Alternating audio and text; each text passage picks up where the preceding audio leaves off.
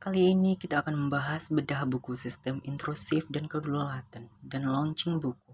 Ada pertama kali kita lihat sistem intrusif genealogi terorisme Amerika Serikat dan rejim kebenaran dan kuasa kekuasaan. Karya Arthur Geoffrey Somaya.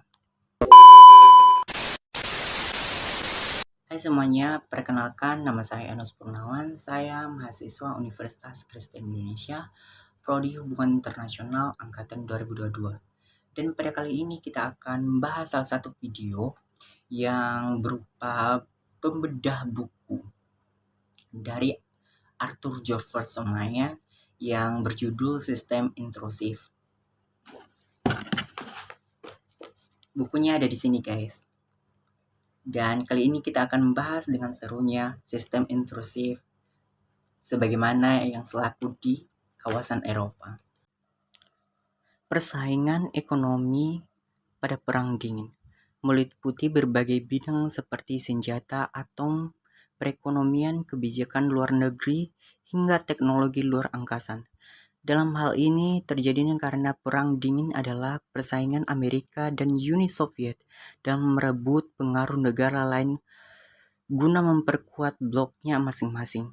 Perang Dingin terjadi pada tahun 1947 setelah Perang Dunia Kedua.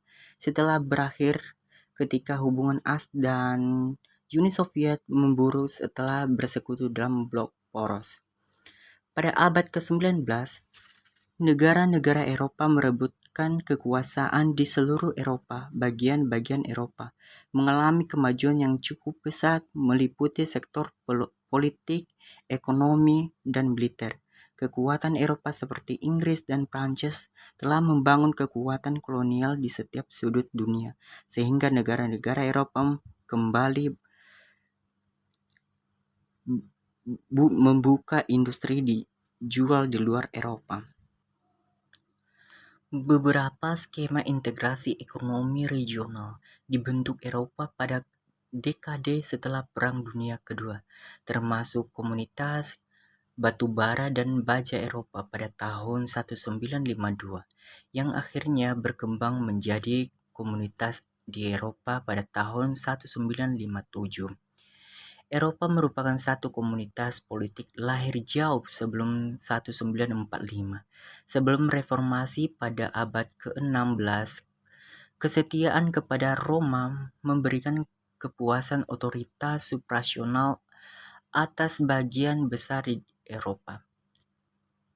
Eropa merupakan contoh blok regional yang negara-negara anggotanya yang telah terintegrasi yang begitu mendalam sehingga dikatakan federalisme. Regionalisme semakin penting pada akhir abad ke-20, sama seperti negara-negara yang mencari cara untuk mengelola tata global di tingkat internasional melalui PBB. Kekuatan pendorongan di balik regionalisme dapat berasal dari alasan ekonomi ataupun politik masyarakat di Eropa.